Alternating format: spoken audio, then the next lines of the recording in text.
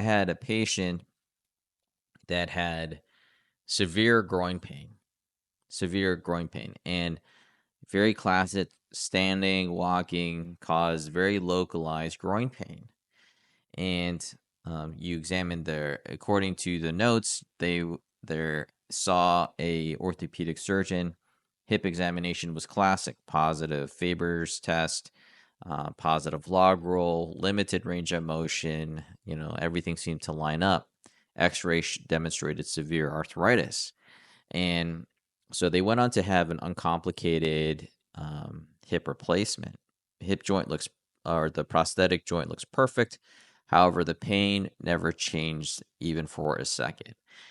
And so they went through the post-operative rehab portion of things and did just fine with the counseling that, it takes time for this to resolve. And eventually they got to the point where it was 3 to 4 months. They had finished the rehab and the surgeon was like, well, everything looks fine from a prosthesis standpoint. So at my first visit, their hip moved excellent, but the fact that their pain never changed, that always leads me to think that this may be a referred pain pattern. And I ended up obtaining imaging with an X-ray and an MRI, and eventually I diagnosed them with an L2 radiculopathy.